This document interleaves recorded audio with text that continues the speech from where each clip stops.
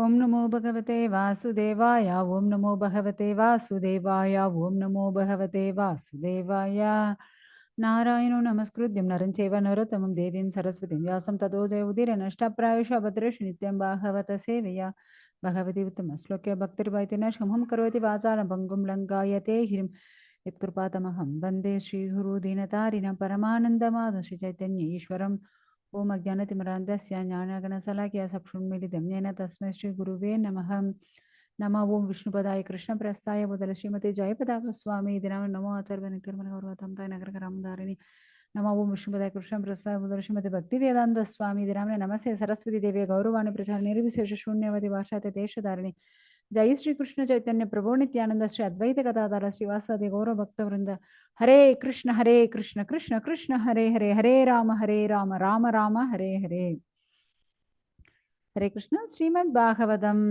9th canto 10th chapter ಭಗವಾನ್ ರಾಮಚಂದ್ರನ ಲೀಲೆಗಳು.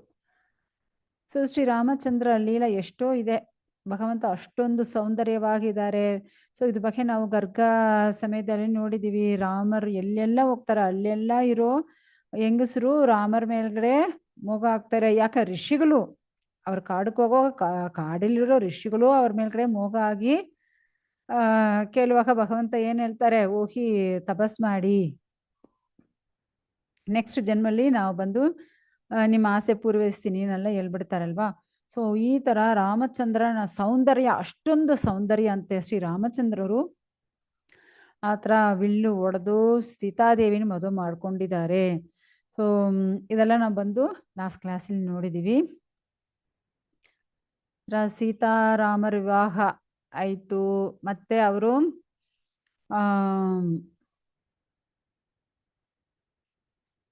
Next ನಾವು 8th ಶ್ಲೋಕದಿಂದ ನೋಡೋಣ. So ಈ ತರ ಶ್ರೀರಾಮಚಂದ್ರರು ಸಕಲ ಐಶ್ವರ್ಯವು ಪೂರ್ಣವಾಗಿರೋ ಪುರುಷೋತ್ತಮನವರು. ಓಕೆ, ಸೊ ಇವಾಗ ಅವರ ತಂದೆ ರಾಜ್ಯನ್ ಹೇಳ್ತಾರೆ, ಓಕೆ ರಾಜ್ಯ ಪಟ್ಟಾಭಿಷೇಕ ಮಾಡ್ಕೊಳ್ಳೋಣ, ಅದಕ್ಕೆ ಏನೇನು ವ್ರತಗಳು ಏನೇನು ಮಾಡಬೇಕು ಅದೆಲ್ಲ ಮಾಡ್ತಾ ಇದ್ದಾರೆ. ಇಲ್ಲ ಇವಾಗ ನೀವು ಕಾಡಕ್ಕೆ ಹೋಗು, 14 ವರ್ಷ ಕಾಡಕ್ಕೆ ಹೋಗು ಹೇಳ್ಬಿಟ್ಟಿದ್ದಾರೆ. ಸೊ ಆ ತರ ತಂದೆ ಹೇಳುವಾಗ ಅದಕ್ಕೂ ಓಕೆನ್ ಹೇಳ್ಬಿಟ್ಟು ಅವರು ಕಾಡಕ್ಕೂ ಹೋಗ್ತಾ ಇದ್ದಾರೆ. ಸೊ ನೋಡಿ, ಅಷ್ಟು ದೊಡ್ಡ ರಾಜ್ಯ ಆಗಲಿ, ಐಶ್ವರ್ಯ, ಫ್ರೆಂಡ್ಸು, ಸ್ನೇಹಿತರುಗಳು, ರಿಲೇಟಿವ್ಸು, ಮತ್ತೆ ಅವರಿರೋ ಹುಟ್ಟಿದ ಬೆಳೆದಿದ್ದ ಆ ಜಾಗ ಎಲ್ಲ ಬಿಟ್ಟು ಒಂದು ಕ್ಷಣದಲ್ಲಿ ಎಲ್ಲ ಬಿಟ್ಟು ಅವರು ಕಾಡಕ್ಕೆ ಹೋಗ್ತಾರೆ. ಸೊ ಏನು ಅವ್ರಿಗೂ ಯಾವೊಂದು ಅಟ್ಯಾಚ್ಮೆಂಟ್ ಇಲ್ಲ. ಯಾಕಂದ್ರೆ ಬರದ ಅವರು ರಾಜ ಆಗ್ಬೇಕು, ಇವರು ಕಾಡಕ್ಕೆ ಹೋಗ್ಬೇಕು. ಯಾಕಂದ್ರೆ ಈ ತರ ಕೈಕೇಯಿ 2 ವರ ಕೇಳಿದಾರಲ್ವಾ ದಸರನ ಹತ್ರ. ಸೊ ಅದಕ್ಕೋಸ್ಕರ ಭಗವಂತ ಅதாவது ಅವರು ಯಾವಾಗ ತಾಯಿ ತಂದೆ ಪಿತೃವಾಕ್ಯ ಪರಿಪಾಲನ ಮಾಡ್ತಾ ಇದ್ದಾರೆ, ಅವ್ರ ತಾಯಿ ತಂದೆ ಏನ್ ಹೇಳ್ತಾರೋ ಅದು ಪ್ರಹಾರ ನಡೆಯೋದು.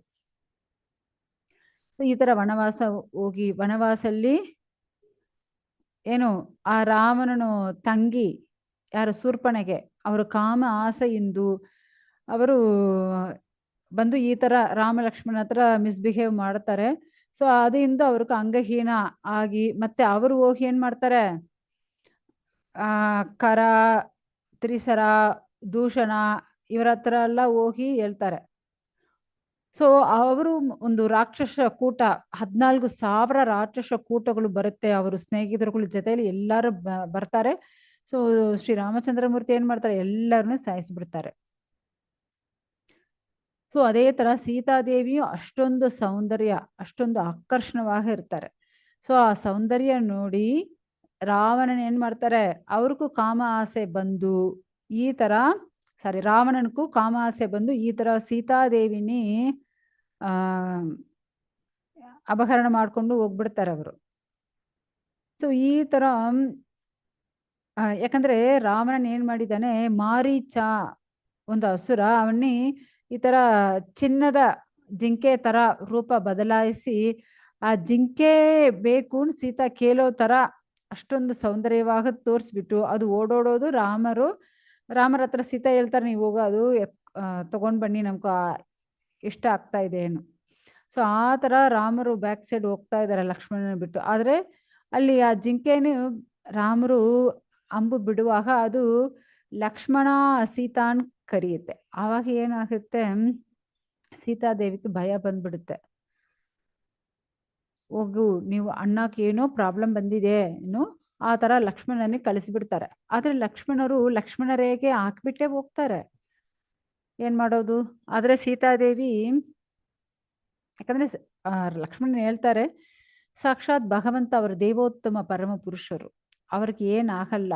ಇಲ್ಲಿ ರಾಕ್ಷಸ ಕೂಟಗಳು ಜಾಸ್ತಿ ಆಗಿರುತ್ತೆ, ಅದಕ್ಕೆ ನಾವು ಬಂದು ಹೋಗಲ್ಲ ಅಂತ ಹೇಳ್ತಾರೆ. ಆದ್ರೆ ಸೀತಾ ಬೈ ಫೋರ್ಸ್ ಅವ್ರನ್ನ ಕಳಿಸ್ಬಿಡ್ತಾರೆ. ಅದೇ ತರ ಲಕ್ಷ್ಮಣ ರೇಖೆ ಇಟ್ಬಿಟ್ಟೆ ಹೋಗ್ತಾರೆ. ಆದ್ರೆ ಇವರು ಏನ್ ಮಾಡ್ಬಿಡ್ತಾರೆ, ರಾವಣನು ರಾಕ್ಷಸ ಅಲ್ವಾ, ಬಟ್ ಅವನು ರೂಪ ಬದಲಾಯಿಸ್ಕೊಂಡು ಈ ತರ ಬಂದು ಸೀತಾನೇ ಅಪಹರಣ ಮಾಡ್ಕೊಂಡು ಹೋಗ್ಬಿಡ್ತಾನೆ. ಏನ್ ಮಾಡೋದು? ಸೊ ಈ ತರ ಎಲ್ಲ ಅವ್ರಿಗೂ ವನಲ್ಲಿ ಅಷ್ಟೊಂದು ಕಷ್ಟಗಳು ಇರುತ್ತೆ.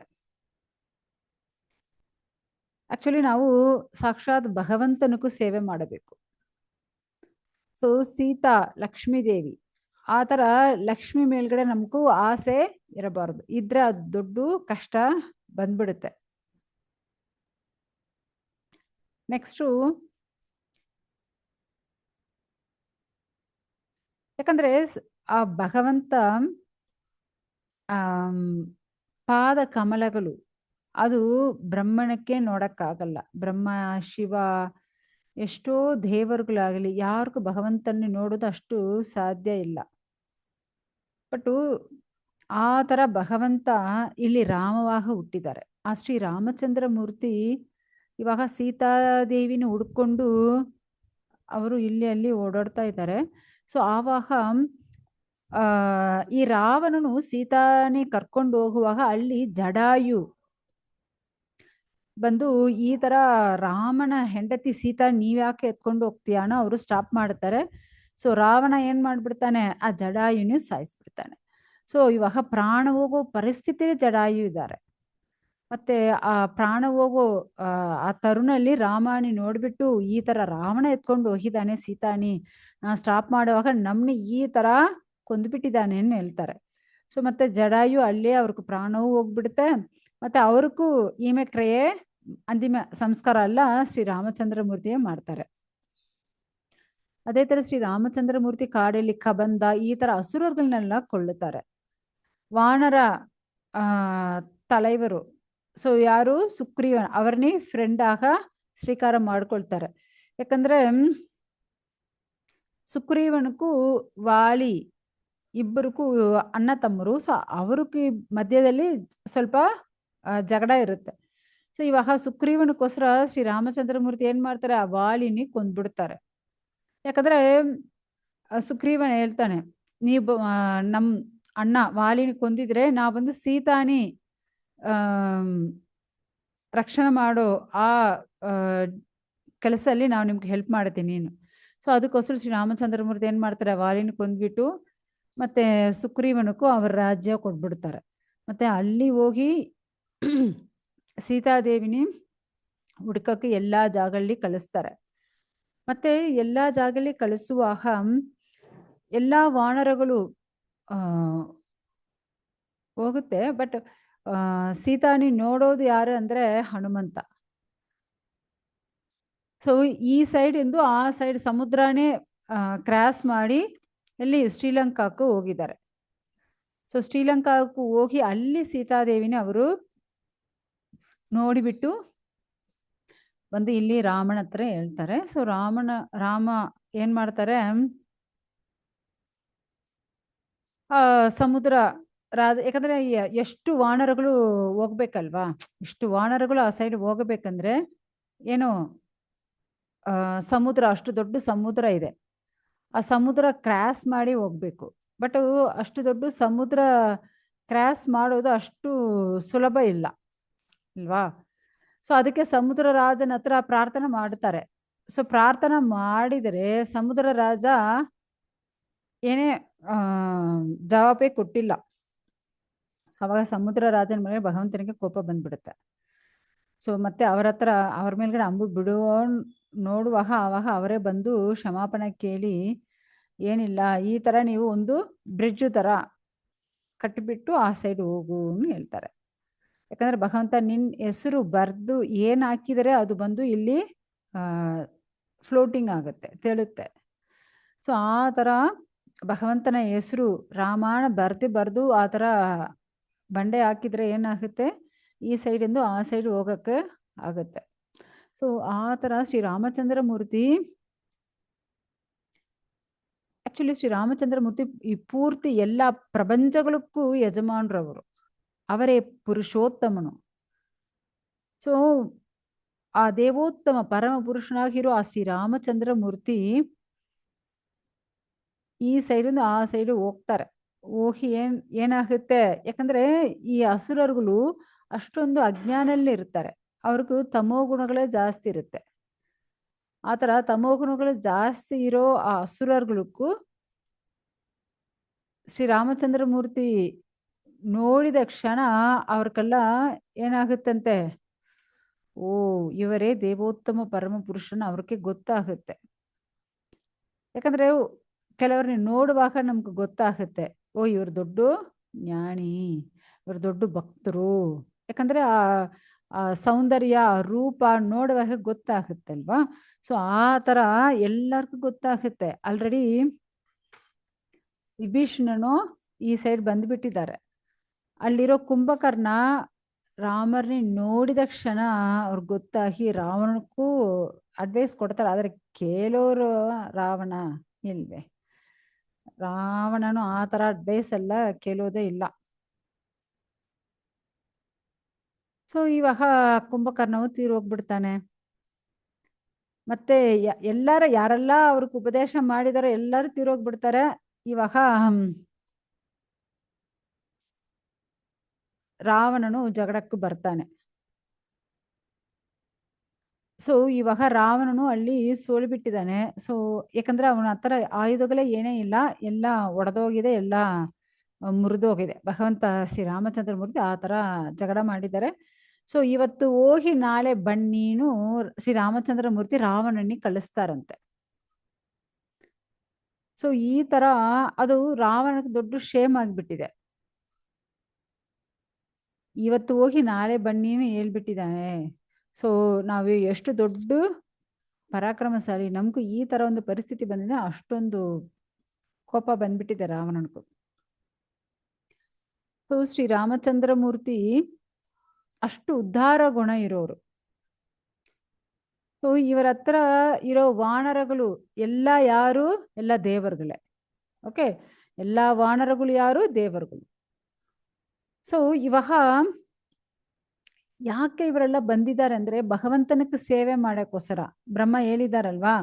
ಸೊ ಭಗವಂತ ಇವಾಗ ಶ್ರೀರಾಮಚಂದ್ರ ಮೂರ್ತಿಯಾಗ ಅವತಾರ ತಗೊಳ್ತಾರೆ. ಓ ದೇವರುಗಳೇ ನೀವಲ್ಲ ಹೋಗಿ ವಾನರವಾಹ ಹೋಗಿ ಏನು ಹೇಳಿದಾರಲ್ವಾ.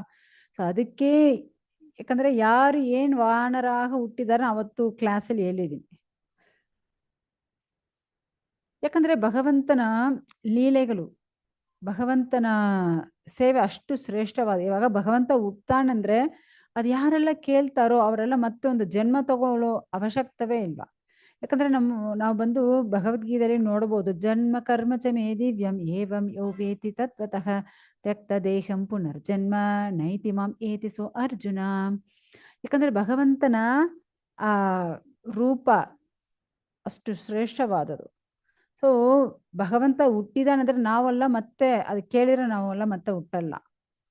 ಅಷ್ಟು ಪವಿತ್ರವಾದವು ಭಗವಂತನ ಲೀಲೆಗಳು. ಸೊ ಈ ತರ ಪರಾಕ್ರಮಶಾಲಿ ಯಾರು, ಸಾಕ್ಷಾತ್ ಶ್ರೀರಾಮಚಂದ್ರ ಮೂರ್ತಿ. ಈ ತರ ಒಂದು ದೊಡ್ಡ ಬ್ರಿಡ್ಜ್ ಹಾಕಿ ಎಲ್ಲ ವಾನರಗಳ ಜೊತೆ ಹೋಗಿ ಅಲ್ಲಿ ಜಗಳ ಮಾಡಿ ಮತ್ತೆ ರಾವಣನು ಕೊಂದು. ಸೊ ರಾವಣನ್ ಮಾತ್ರ ಅಲ್ಲ, ರಾವಣನ ಮಕ್ಕಳು ಮತ್ತೆ ರಾವಣನ ಜೊತೆಯಲ್ಲಿ ಇರೋ ಎಲ್ಲ ಸೈನಿಕನು ನಾಶ ಮಾಡಿಬಿಟ್ಟಿದ್ದಾರೆ. ಅದೇ ತರ ಇಲ್ಲಿ ಈ ವಾನರಗಳ ಅಷ್ಟೊಂದು ಶಕ್ತಿ ಇರುತ್ತೆ. ಯಾಕಂದ್ರೆ ಇವರೆಲ್ಲ ಮರಗಳು, ಗಿಡಗಳು ಮತ್ತೆ ಬಂಡೆ ಎಲ್ಲ ಎತ್ತಿ ಬಿಸಾಕಿ ಜಗಳ ಮಾಡೋರು. ಸೊ ಅದೇ ತರ ಅವರು ರಾಕ್ಷಸರುಗಳು ಆ ತರ ಜಗಳ ಮಾಡೋರೆ. ಇಲ್ಲಿ ರಾಕ್ಷಸರುಗಳು ಏನ್ ಮಾಡ್ತಾರೆ, ತೀರೋಗಿದ ರಾಕ್ಷಸರಲ್ಲಿ ಸಮುದ್ರದಲ್ಲಿ ಬಿಸಾಕ್ ಬಿಡ್ತಾರೆ. ಆದ್ರೆ ಇಲ್ಲಿ ತೀರೋಗಿದ ವಾನರಗಳನ್ನ ಆ ತರ ಬಿಸಾಕಲ್ಲ, ಎಲ್ಲರನ್ನೂ ಒಂದು ಜಾಗದಲ್ಲಿ ಇಟ್ಟು ಇರ್ತಾರೆ. ಮತ್ತೆ ಅವ್ರಿಗೂ ಭಗವಂತನ ಅನುಗ್ರಹದಿಂದ ಮತ್ತೆ ಅವ್ರಿಗೆಲ್ಲ ಪ್ರಾಣ ಬರುತ್ತೆ. ಸೊ ಆ ಥರ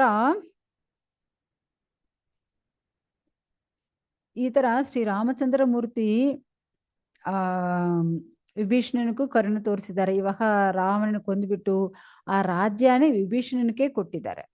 ಸೊ ಸುಗ್ರೀವನಿಗೋಸ್ಕರ ಯಾವ ಥರ ವಾಲಿನ ಕೊಂದ್ಬಿಟ್ಟು ಸುಗ್ರೀವನಿಗೆ ಅವರ ರಾಜ್ಯ ಕಿಷ್ಕಿಂಧ ರಾಜ್ಯ ಕೊಟ್ಟಿದ್ದಾರೆ. ಅದೇ ಥರ ಸುಗ್ರೀವನಿಗೂ ಹೆಲ್ಪ್ ಆಗ ನಲ, ನೀಲ, ಹನುಮಾನು, ಅಂಗದ ಈ ಥರ ಎಷ್ಟೋ ವೀರರುಗಳು ಅವರು ಇದ್ರು. ಅದೇ ಥರ ನೀವು ನೋಡಿದರೆ ಸೀತಾ ಅಲ್ಲಿ ಇದಾರ ನೋಡಕ್ಕೂ ಹನುಮಾನ್ ಹೋಗಿದಾರಲ್ಲ ಫಸ್ಟ್ ಟೈಮು. ಅಲ್ಲಿ ಹೋಗುವಾಗ ಹನುಮಂತ ಬಾಲಲ್ಲಿ ಬೆಂಕಿ ಹಚ್ಬಿಡ್ತಾರೆ. ಸೊ ಹನುಮಂತ ಏನು ನಮ್ಮ ಬಾಲಿಲಿ ಬೆಂಕಿ ಹಚ್ಚಿದಿರಾನು ಇರೋ ಆ ಬೆಂಕಿನಿ ಪೂರ್ತಿ ಶ್ರೀಲಂಕಾಕ್ಕೂ ಹಚ್ಬಿಟ್ಟು ಬಂದ್ಬಿಡ್ತಾರೆ. ಪೂರ್ತಿ ಶ್ರೀಲಂಕಾ ಭಸ್ಮ ಆಗುತ್ತೆ. ಸೊ ಆ ಥರ ಶ್ರೀಲಂಕಾ ಆಲ್ರೆಡಿ ಭಸ್ಮ ಆಯಿತು. ಆಮೇಲೆ ಶ್ರೀರಾಮಚಂದ್ರ ಮೂರ್ತಿ ಬಂದು ಜಗಳ ಮಾಡಿ ಮತ್ತೆ ಎಲ್ಲರನ್ನೂ ಸಾಯಿಸ್ಬಿಡ್ತಾರೆ. ಸೊ ಈ ಥರ ಸುಗ್ರೀವ ಆಗಲಿ, ನಲ ಆಗಲಿ, ಹನುಮಂತ ಆಗಲಿ, ಮತ್ತೆ ವಾನರ ಸೇನೆಗಳು ಎಲ್ಲ ಅಷ್ಟು ಹೆಲ್ಪ್ ಮಾಡಿದೆ ಭಗವಂತನಕ್ಕೋಸ್ಕರ.